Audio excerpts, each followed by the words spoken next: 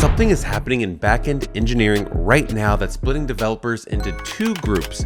One group is getting promoted faster, getting better offers, and becoming the go-to engineers on their team.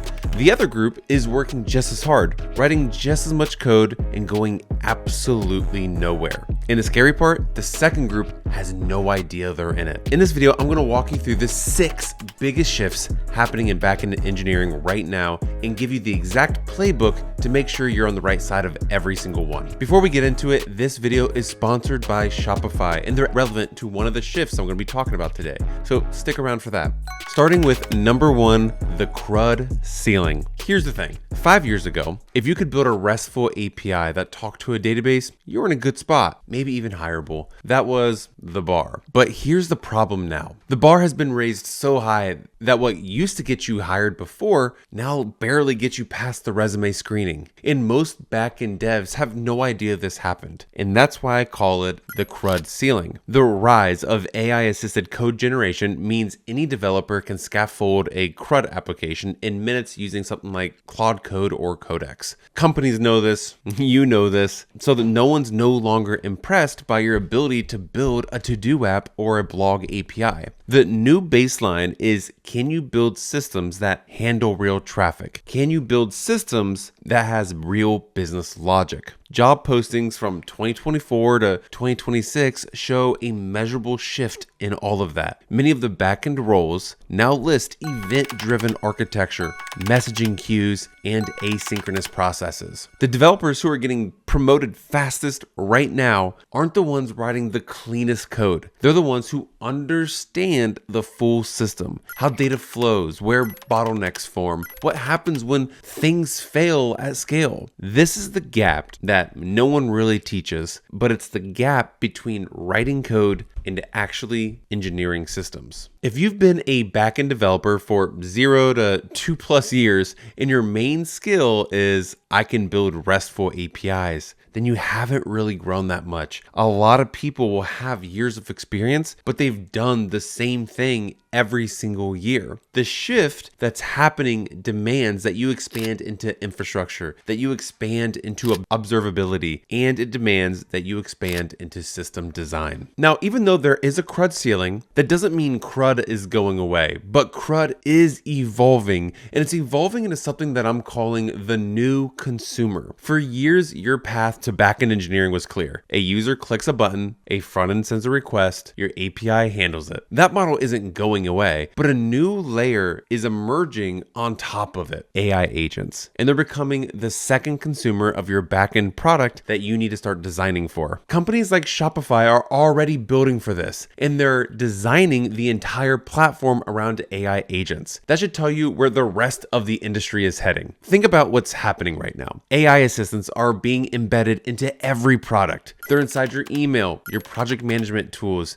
your e-commerce platforms, and those agents don't just talk to users, they take actions now. They call APIs and they trigger workflows. But here's the thing. Most backends were never built for AI agents. They were never built to be understandable by AI agents. And that makes sense, right? Like when you really think about it, because AI agents are fairly new. However, this is exactly what Shopify figured out. They created something called App Intents for their AI assistant Sidekick. App developers on Shopify can now expose their data and actions directly to Sidekick. So Sidekick can actually search through your app's data, understand what the app has done, and then guide merchants to the right place in your app when they need it. These are more or less scoped actions. And the key detail here is that Sidekick brings up the right UI and suggests the action for the user, but the merchant is always the one in control of what's actually happening. Now, here's where it gets interesting from a backend architecture perspective. Once these capabilities are declared, Shopify's AI agent becomes aware of them across the entire ecosystem. So let's say a merchant, what are my best performing email subject lines? Sidekick searches the email's app data, pulls back the results, and when the merchant clicks on one, it takes them right to that item in the app. That's not just Shopify's native features anymore, right? Sidekick's guidance now extends across the entire app's ecosystem. It acts as the orchestration layer on top of the backend. And the pattern underneath, this is something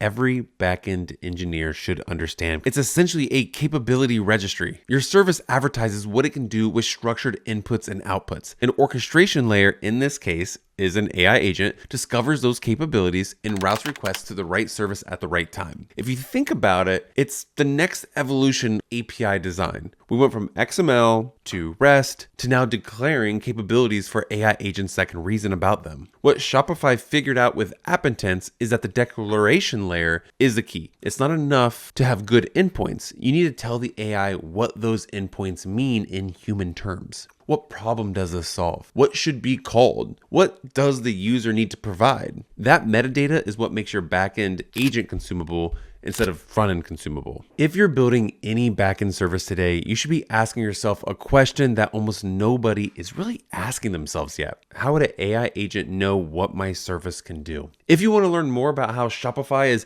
transitioning and building this whole new app intent for Sidekick, go to shopify.com/Eric Roby or via the link in the description below. Now, this next one is the T-shaped engineer. Only some companies hire framework experts now. They want to hire engineers who can design systems that are more general. So if your identity is tied up to one tool, you're only like one deprecation away from essentially like having to start over when you're trying to really learn only one tool. The T-shaped engineer model is what actually works right now. You go deep in one area, like Python plus Fast API, but go wide enough to have working knowledge on messaging queues like Kafka or RabbitMQ, caching layers like Redis, maybe container orchestration with Docker, and maybe even basic Kubernetes. And you always need at least one cloud provider right now. Pick between AWS, Azure, or Google Cloud, but you need one. The breadth is what separates people from I can write code or I write code as a hobby from like I can build systems, I can be a professional engineer. Here's like a real scenario that you can have in your head. A company migrates from a monolithic application to microservices. That means if you're a monolithic developer, you need to be able to understand microservices or your job is no longer there. The developer who understands already,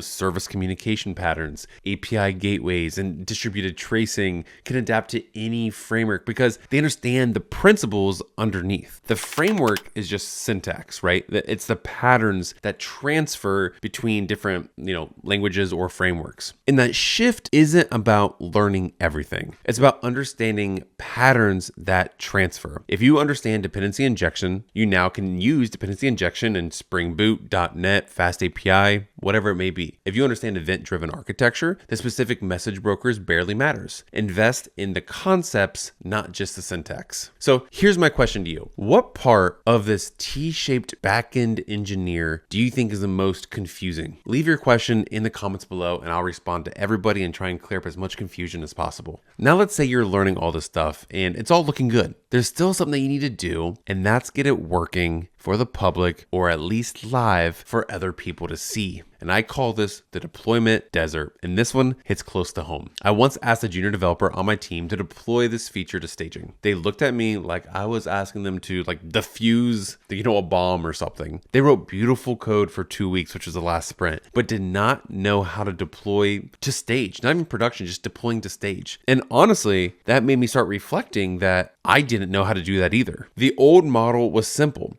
Juniors might write code and seniors in the DevOps team handle deployment. But that model is kind of dying. It's changing a little bit. And that's because of the rise of platform engineering and the expectations of what backend engineers need to be able to do and own their services end to end. Knowing how to deploy is becoming a requirement and it's not really optional anymore. The numbers really seem to back this up. So I went back and looked at this engineering manager survey in 2025 and they said that they expect junior, definitely mid-level, but junior engineers to become comfortable with CI/CD pipelines. That means it'll include, potentially basic container management and at least one cloud deployment platform. And when you really think about it, that gap creates a specific failure area. Developers who ship locally but can't debug, production applications or know what bugs can happen from production issues. Maybe they've never read a production log. They've never traced a request through multiple services. They've never investigated why their endpoint works on local host but times out behind a load balancer. This knowledge really only comes from doing it. And we need more doers in the world. I'm going to say that we need more doers out there, especially in the software world. But like, that's literally the best way to learn this stuff. Like the easiest way to close this gap right now is to deploy something. Anything. You don't even have to use a big cloud provider, even though they're kind of hidden behind the other cloud providers, but you can use Versal, Railway, AWS,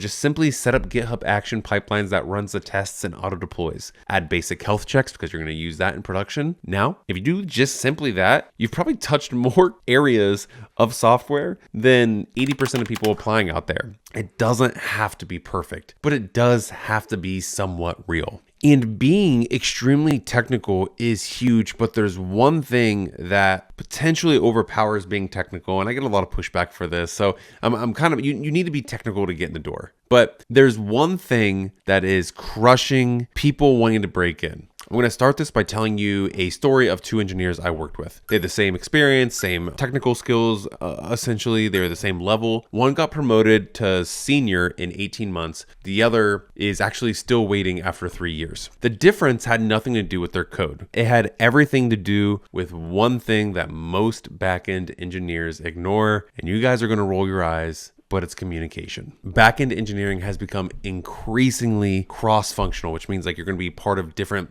silos, if you will. You're not just writing code for other engineers. You're making architectural decisions that affect product timelines, maybe infrastructure costs, and overall business analytics and metrics. The engineers who can translate those decisions into languages that product managers and executives understand are the ones that are going to get talked about more often, and probably the ones that are going to get either A, hired, or be promoted. And communication kind of comes in two ways. It's clearly being able to articulate technical things in layman terms that anybody can understand, but then there's also being able to communicate what you achieved in a way that sounds better. Like a specific example might be like, instead of saying I implemented Redis caching, you might be able to say like, I reduced our database load by 40% and cut our AWS bill by $2,000 a month by implementing a caching layer. Same work, completely different framing. One describes what you built, the other describes why it matters. And that's the big thing. Like,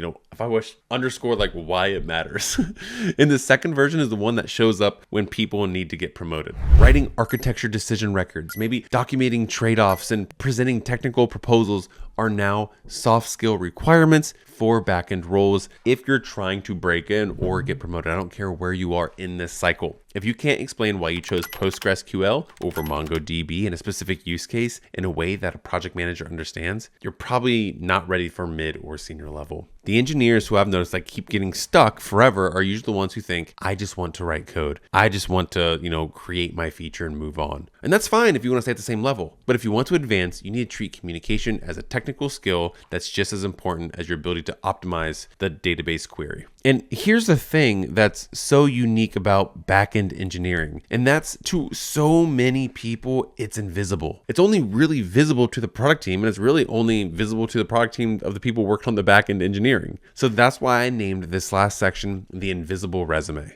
I talked to a hiring manager last month who told me something about how he's hiring for roles. I think he said he doesn't just read resumes anymore for backend roles, that he also looks at GitHub. I think that's unique because like so many people don't look at GitHub, but he said he looks at GitHub and he finds the people on LinkedIn. So he'll go through LinkedIn, be searching about who's talking about backend engineering or, who's talking about databases, who's talking about whatever. Check them out right there, see if they're employed, look at their LinkedIn profile, and then go to GitHub to see if they're contributing to open source or contributing to their own projects or whatever. And he said it's because the traditional resume is becoming noise. And if you think about it, when a single backend engineering job post gets 500 applications, maybe hiring managers need to track, need something else. Maybe GitHub activity, maybe blog posts, maybe looking at like open source contributions or LinkedIn posts. Maybe that is a thing that some people are doing. And I think it's worth a try. Like the invisible resume, it might be worth a try. Like I started posting online outside of courses. I started posting on like LinkedIn and YouTube just a few years ago. And I have to say, like the amount of people I talk to now than I was a couple years ago is completely different, right? Like I talk to so many more people now. And I do,